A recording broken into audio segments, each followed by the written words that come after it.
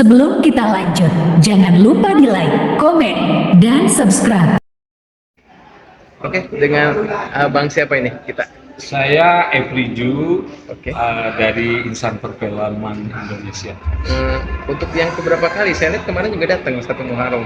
Ya lumayan, saya beberapa kali kesini, ini untuk yang kesekian. Ternyata rindu juga kita sama Al Zaitun. Oh gitu ya? Iya kan? Kenapa rindu, Pak? Rindunya itu begini, tak kenal maka tak sayang, tak sayang maka tak cinta. Jadi yang dihebohin di luar sana, Ya. begitu kita kesini tidak seperti yang di Luar ya. yang viral di luar itu, yang tuduhannya yang macam-macam. Ternyata di sini benar-benar pure tempat pendidikan, ya kan? Saya lihat situasinya, suasananya, disiplinnya tinggi. Bayangin, karyawan di sini, guru-guru tidak boleh merokok. Malah ada tulisan gede banget di sana kan, dari seorang pemimpinnya pesantren Al Zaitun, yaitu merokok itu adalah jembatan emas menuju narkoba. Gila, merinding saya dengarnya. Harusnya sekelas seperti BNN itu memberi penghargaan kepada pesantren Al Zaitun. Dengan moto itu aja udah bagus kan, bahwa merokok adalah jembatan emas menuju narkoba. C. Panji Gumilang, kan keren nih, bahasa yang sangat keren. Satu, kedua, saya kan sebagai orang perfilman Indonesia, kita itu kan universal, independen, pengen tahu ada apa sih kok begitu heboh di pesantren Al Zaitun. Ketika saya menginap di sini, betapa kagetnya saya hunting kan, sebagai orang film kita hunting, siapa tahu tempat ini bisa kita jadikan lokasi syuting, ya kan? Iya. Begitu saya muter di sini nggak cukup sehari, luasnya kurang lebih 1.500 hektar. Capek ya, Pak? Kelilingnya. Yang jadi catatan saya sebagai orang film, ternyata di sini bukan hanya tempat teori tok belajar, ternyata mereka langsung praktek untuk kemandirian. Ada tempat pertanian, ya kan, ratusan hektar persawahan, ada dari mulai laboratorium pembibitan pisang, bukannya pembibitan, mereka tanam juga pisang dengan ribuan batang gitu, hingga memetik buahnya, lantas dikemas dalam, waduh, udah profesional. Lantas saya bilang, ini memasarkan di luar gimana? Ternyata mereka punya koperasi. Berarti apapun yang dilakukan oleh Al Zaitun itu dahsyat untuk generasi muda kita. Ketika saya tanya sama dosen-dosennya, Pak, ini langsung karya nyata, ada praktek, ada tempat tambak ikan, ada tempat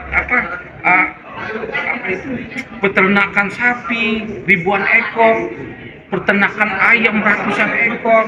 Jadi di samping santrinya, siswa-siswinya teori, praktek juga mereka. Bagaimana mereka nanti ketika keluar menjadi manusia yang mandiri. Berarti itu kan program pemerintah.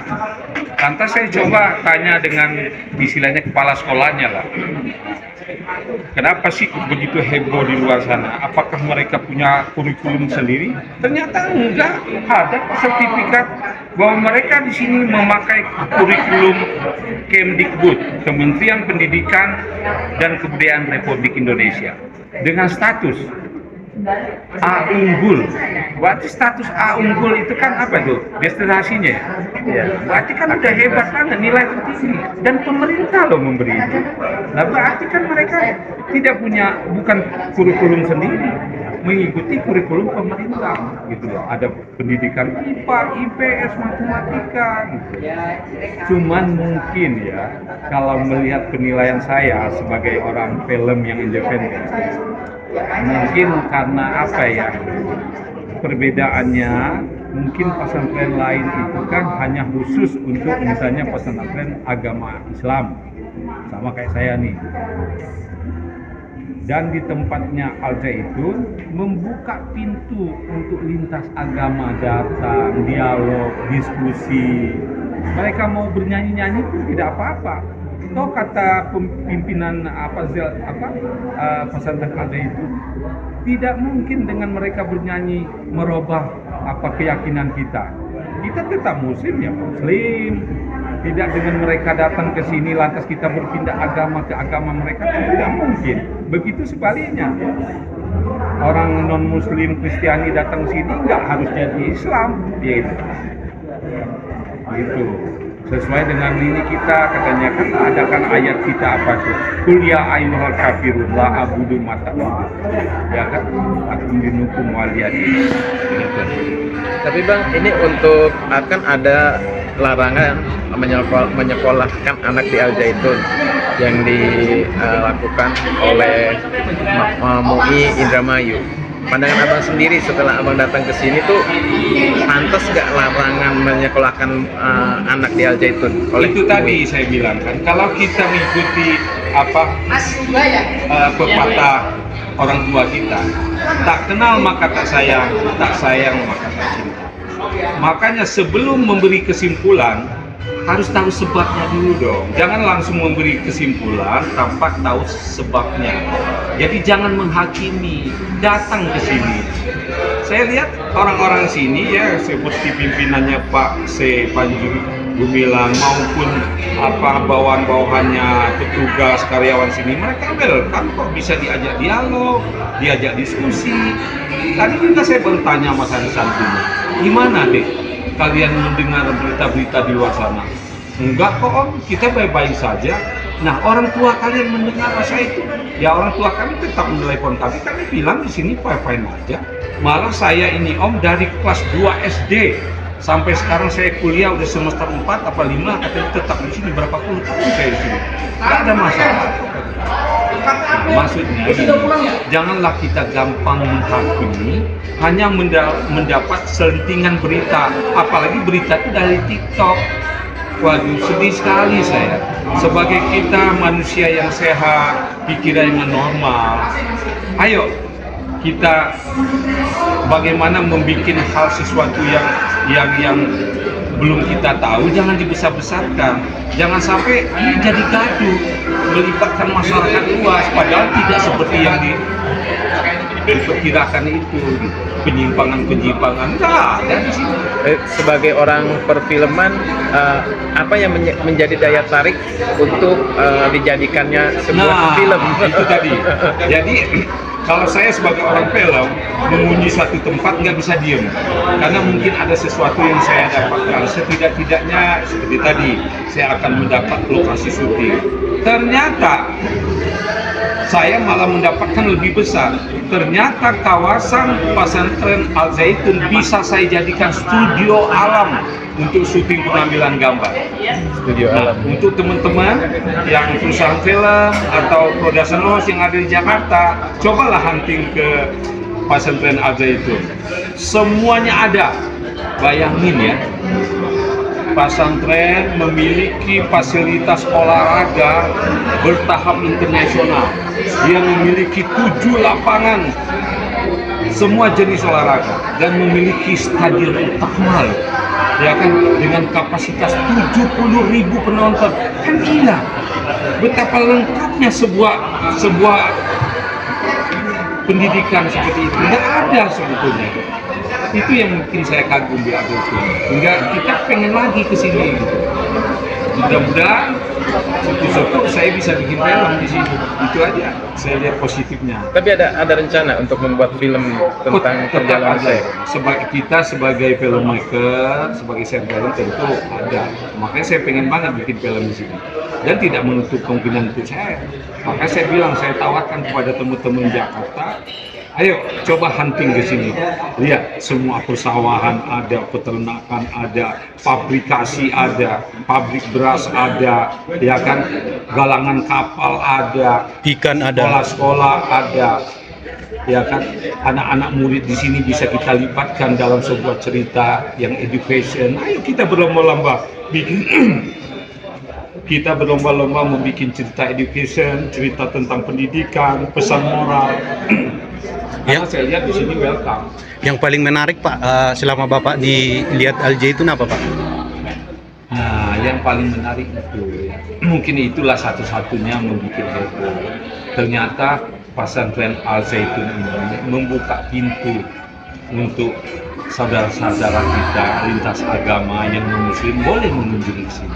Toleransinya ya, Pak. Toleransinya, atau mau memakai gedung-gedung yang ada, kan gedungnya kan banyak serbaguna, mungkin mereka untuk apa ya, apakah berdoa. Nah itu kan jarang. Ternyata bagi saya Indonesia yang sebenarnya yaitu di Al Zaitun.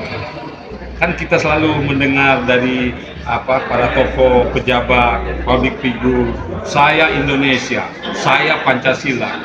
Kita harus menerima perbedaan, ya kan? Karena perbedaan itu indah.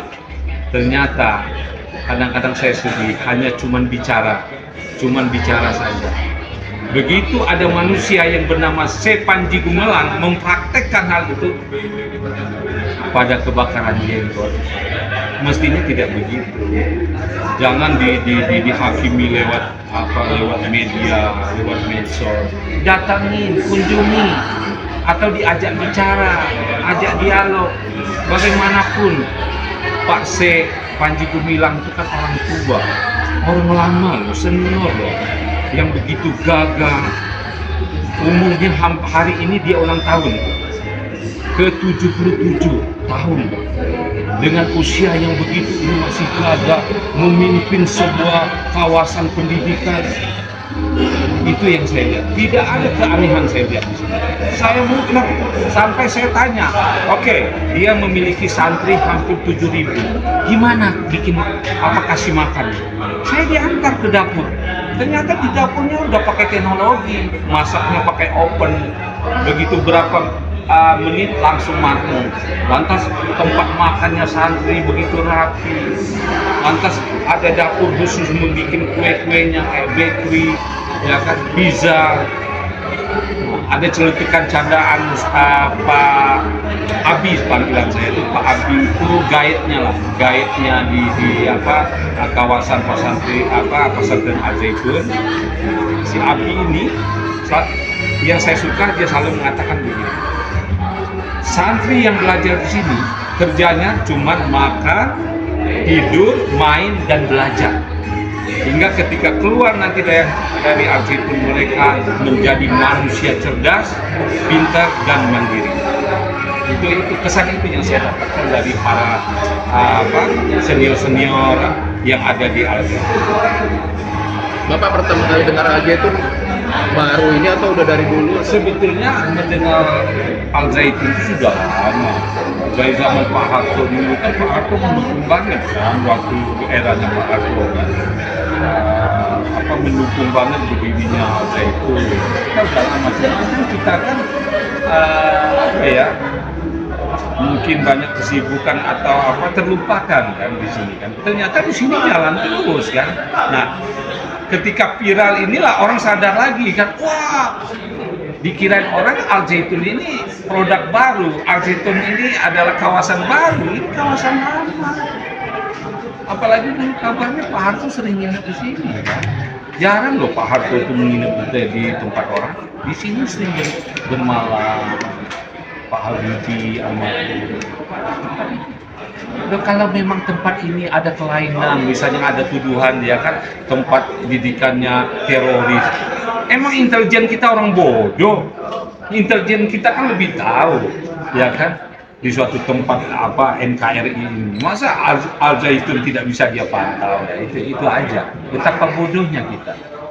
Ya kayak Kemdikbud, Kementerian Pendidikan dan Kebudayaan, harusnya kan datang ke sini. Lihat dong, ini kan tempatmu juga. Di sini ada 7 santri loh sekolah dari sini, dari Sabang Merauke. Masa kita nggak ngiri? Ada yang dari Malaysia, ada yang dari Singapura, ada yang dari Brunei, Qatar. Saya juga bukan ngomong doang, selama saya menginap di sini, ternyata di sini kan ada wisma tamu, hotel lah ya simpelnya. Karena mungkin wali murid, orang tua yang jauh dari Malaysia, kan di sini Al Zaitun ini kan tempatnya cukup jauh tuh dari Indramayu itu. Jauh sekali tuh masuk ke dalam perkebunan perhutanan lah ya kan. Ternyata begitu kita masuk di kawasan ini, betapa indahnya. Pohon-pohon jati yang rindang, ya kan. Ya. Malah peraturan dari manajemennya pesantren Al Zaitun itu semua kendaraan bermotor tiap hari tidak boleh lewat. Boleh berkendaraan hanya sepeda. Berarti dia sudah memikirkan emisi, ya kan, polusi udara. Sebelum pemerintah memikirkan, mereka udah puluhan tahun memikirkan itu. Loh, kalau orang sudah berbuat seperti itu, masa kita masih mencurigakan? Kalau ada sesuatu yang tidak berkenan, mungkin dari dialog atau ada nyanyian, ya kan? Kayak nyanyian itu kan ya semua kita suka nyanyi. Tapi kita lihat artinya, apa arti lagu itu? Jelek apa bagus? Ya. Tapi nyanyian itu kan tidak harus merusak kepercayaan kita. Misalnya saya ini Muslim, masa terganggu dengan laguan gitu? Betapa rapuhnya. Nah, seorang non-Muslim juga. Itu. Ayolah kita sama-sama meredam.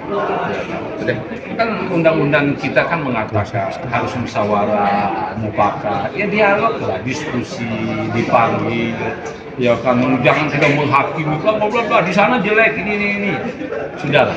Terakhir Pak, apa pesan ke netizen kita nih Pak? Nah, pesan saya dengan netizen, kita belajarlah cerdas. Kita harus belajar cerdas. Kita harus punya etika dan estetika. Sebagai warga negara yang baik harus punya etika dan estetika, ya kan? Nggak boleh kita langsung menghakimi. Itu tadi saya bilang, jangan memberi kesimpulan sebelum tahu sebab. Ya kan, lebih baik Anda berkunjung ke sini, lihat situasi. Toh di sini welcome, tapi ikutin peraturan. Kalau mau datang ke sini, hubungi petugas di sini, ya kan, kasih KTP biar jelas kan orangnya siapa yang ke sini gitu. Mereka welcome kok. Mau rombongan juga ke sini, misalnya kayak pariwisata juga ada guide-nya nanti. Guide-nya akan membawa kita keliling kemana-mana menjelaskan gitu. Itu aja saya. Oke, gimana menurut Bapak kasus yang dihadapi Syekh sekarang? Apa mungkin ada pesan-pesan buat kita semua gimana? Ya, kasus yang dihadapi Panji Gumilang sebagai pemimpin Pondok Pesantren Al-Zaitun, ya sebagai warga negara yang taat hukum, ya ikutin aja prosedurnya. Ya kan, ceritalah apa adanya gitu. Saya yakin lah pemerintah gak bodoh lah. Mereka pemerintah kan punyalah intelijen Pikirkan, jangan pikir satu orang atau satu personal saja. Pikirkan di belakangnya ada 7.000 santri, ada ribuan karyawan, dosen, guru di belakangnya. Nah ini semestinya kita jangan menghakimi, justru kita dukung. Makanya sebelum mendapatkan informasi yang tidak jelas, mending kita datangin, kunjungi pesantren Al-Zaitun, ya kan? Anda bisa nginep kok di sini, ada welcome kok, ada wisma tamunya, ada hotelnya, ya kan? Bagi saya sarana prasarana di pesantren Al-Zaitun ini cukup representatif, semuanya ada, Memadai. iya. Oke, makasih ya Pak. Terima kasih waktunya.